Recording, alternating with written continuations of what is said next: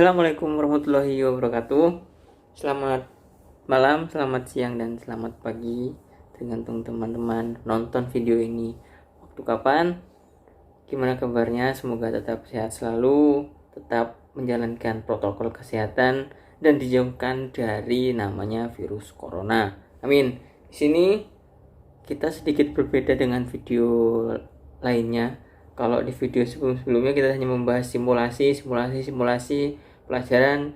Di sini kita mencoba enjoy, sedikit santai. Kita di sini ingin mereaction, ingin menanggapi sebuah berita yang belakangan kurang mengenakan di dunia kesehatan, terutama di bidang alat kesehatan dan manajemen rumah sakit.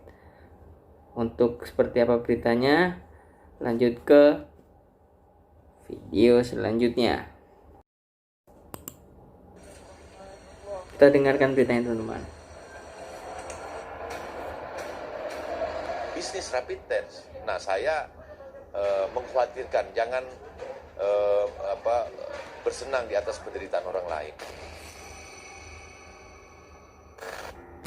Nah, ini nih, kebanyakan memang karena banyaknya permintaan rapid test untuk keperluan transportasi. Ini menjadi suatu ladang bisnis bagi orang-orang di atas sana, bagi orang-orang yang memiliki kuasa penuh terhadap rapid test itu sendiri. Hati-hati, beredar kabar belakangan ada rumah sakit yang terindikasi nakal. Manfaatkan pasien untuk diajak kong kali kong mau berstatus sebagai pasien COVID-19 agar rumah sakit bisa mendapatkan anggaran besar dari pemerintah. Modusnya, rumah sakit tawarkan janji berikan sejumlah uang jika pasien atau keluarganya setuju. Istilahnya sih uang santunan.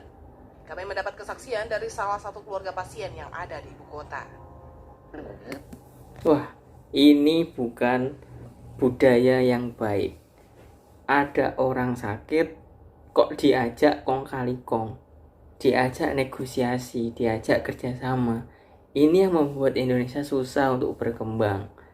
Orang sakit dengan orang yang punya jabatan diajak kompromi agar menghasilkan uang, padahal yang seharusnya uang itu bisa disalurkan kepada orang yang sakit beneran agar mendapat fasilitas, mendapat makanan, mendapat suplemen yang baik biar menurunkan grafik kematian dari kasus COVID ini, bukan malah diajak kong kali kong bagi hasil. Itu orang awam pun jelas mau kalau memang pembagiannya besar. Itu memang tidak patut untuk dilakukan antara pihak rumah sakit dan pasiennya itu sendiri. Butuh dirukiah itu sepertinya itu biar sadar. Itu jadinya kayak semacam bisnis, kayak apalagi kan anggarannya banyak. Bisnis, semacam bisnis. Wah, orang ini udah harus diciduk ini, mengatakan ini sebuah bisnis, ladang bisnis. Padahal ini ladang dosa, ladang yang menimbulkan masyarakat yang sakit beneran tuh malah nggak kena biayanya. Wah, malah dikatakan ladang bisnis baru bagi orang-orang nakal. Insya Allah. Ya, karena setelah saya dengar juga, saudara saya cerita ya, dia anaknya meninggal. Berapa meninggalnya cuma asam lambung, cuma ditawarin sama pihak rumah sakit mau dibikin COVID aja kan meninggalnya. Jadi nggak jelas, nggak mau lah. Dia menolak lah, walaupun ada embel-embel katanya ada jaminan berapa uang santunan 15 juta, cuma kan tetap aja nggak mau. Atas kesaksian ini, tim kami sudah berupaya mengklarifikasi ke pihak rumah sakit yang disebut saksi. Namun hingga berita ini ditayangkan, pihak rumah sakit belum juga memberikan keterangan.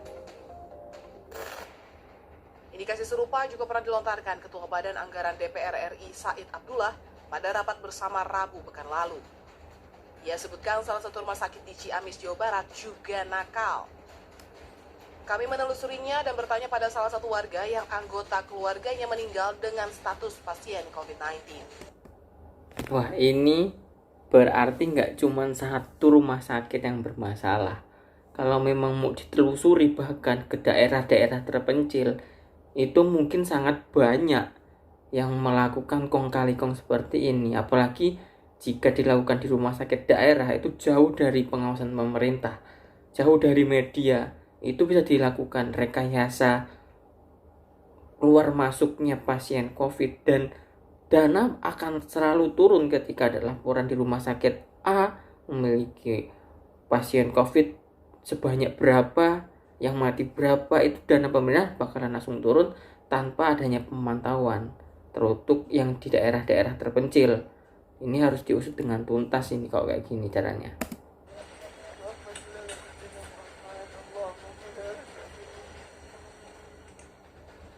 Prayudi, warga Ciamis ini baru saja kehilangan sang istri. Sebelum dinyatakan terkonfirmasi COVID-19, istrinya divonis menderita tumor otak. Sebenarnya kan karena penyakit tumor, tapi kan karena terlalu lama dirawat di rumah sakit, ada kemungkinan terpaparnya di rumah sakit gitu. Sepeser pun nggak ada.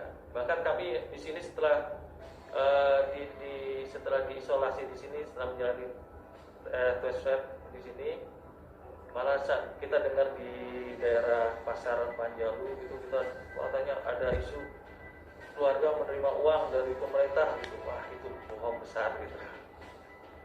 Yudi memiliki catatan biaya perawatan almarhumah istrinya selama 10 hari.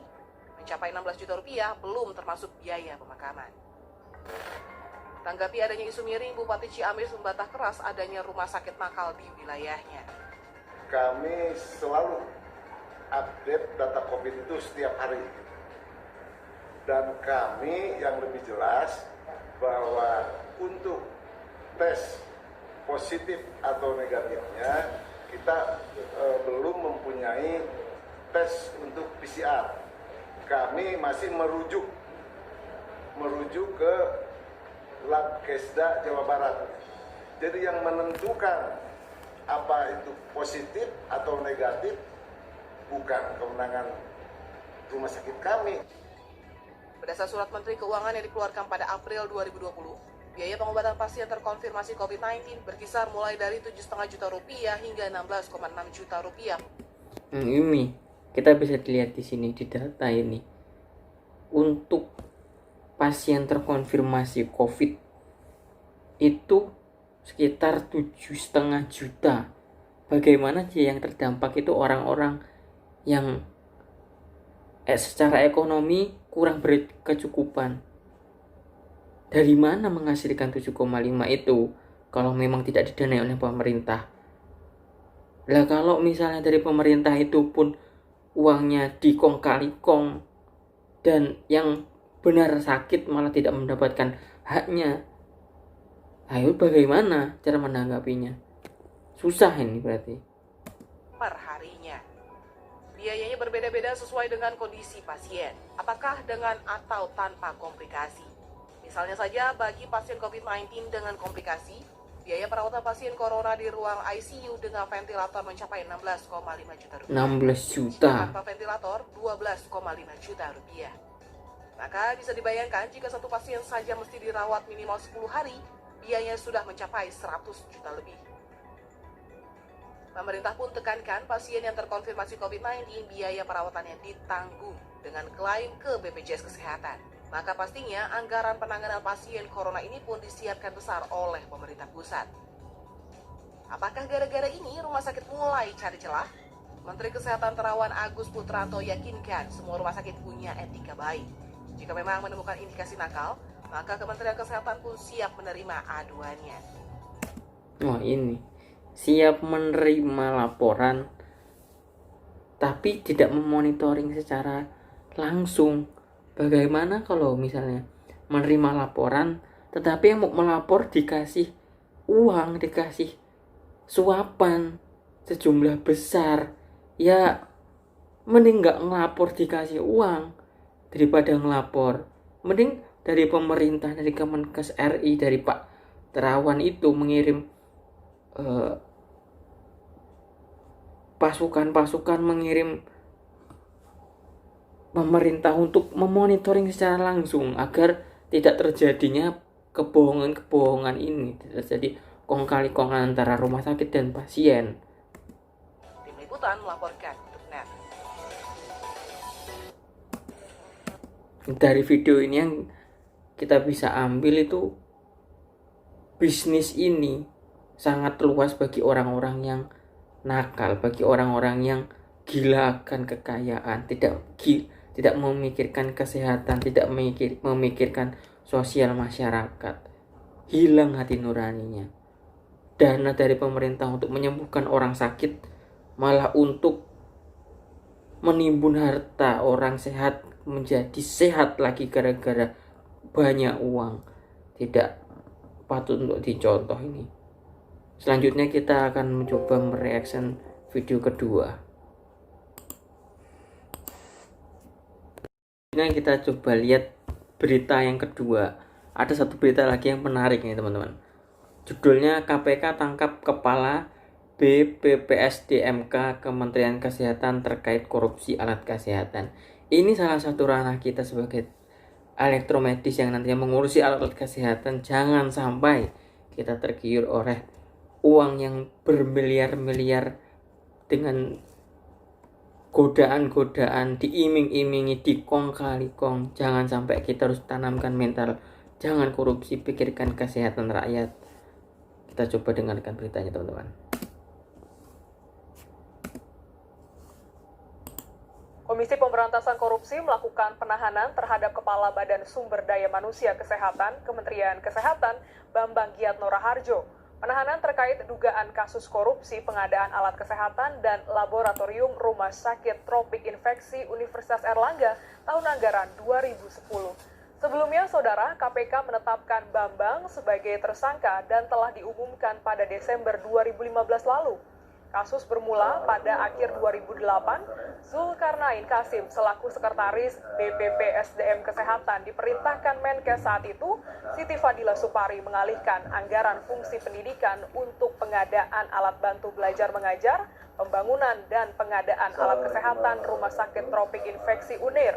Bambang lalu menugaskan Zulkarnain untuk melaksanakan perintah Siti Fadila itu. KPK mengungkapkan dugaan kerugian negara atas perbuatan tersangka sebesar lebih dari 14 miliar. Bisa dibayangkan 14 miliar dikorupsi.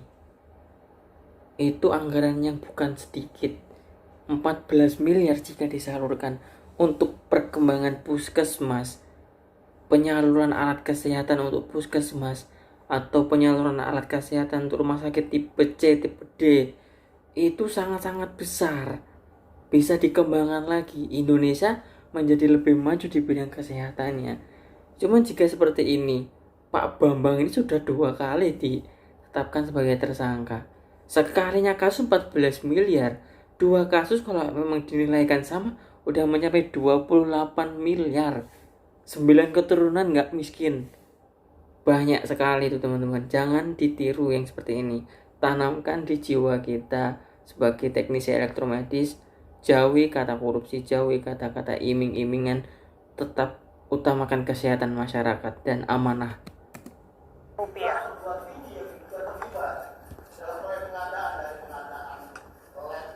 Hari ini tersangka BGR, Kepala Badan Pengembangan dan Pemberdayaan Sumber Daya Manusia Kesehatan Kementerian Kesehatan terkait dugaan tindak pidana korupsi dalam pengadaan peralatan kesehatan dan laboratorium RS Tropik Infeksi di Universitas Airlangga tahap 1 dan 2 tahun anggaran 2010. Sebelumnya KPK menetapkan BGR sebagai tersangka dan telah diumumkan pada sekitar bulan Desember 2015. Ini cukup lama ya. itu sudah cukup lama teman-teman. Bisa dikatakan Bapak ini sudah ahli, sudah tidak mementingkan apa itu amanah, sudah tidak mementingkan apa itu tujuan dialirkan dana sebesar itu. Yang penting saya bisa memakai uang sebesar itu tidak harus dipikirkan sebenarnya teman-teman. Jadi kita juga ketika diberikan amanah 14 miliar, kita salurkan semuanya. Pasti kalau kinerja kita baik, kinerja kita maksimal, gaji itu bakalan sesuai dengan apa yang kita lakukan. Kita amanah, ketika kita sudah menjalankan dengan baik, insya Allah pintu rezekinya terbuka dari manapun, dipermudah segala urusannya. Bukan malah memanfaatkan kesempatan, memanfaatkan ketika ada dana cair sebesar itu, kita gunakan untuk keperluan pribadi kita. Kita tidak memikirkan apa yang terjadi di luar sana di masa depan. Tidak untuk dicontoh.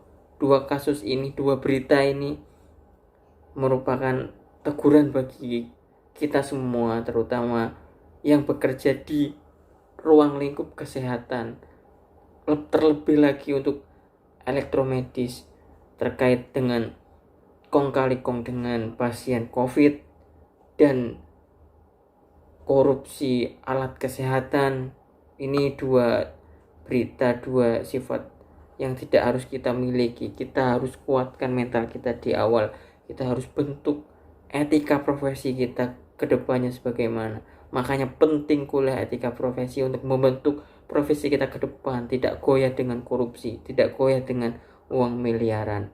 Tetap kuat, tetap yakin, tidak usah korupsi, pintu rezeki dibuka dari jalan manapun.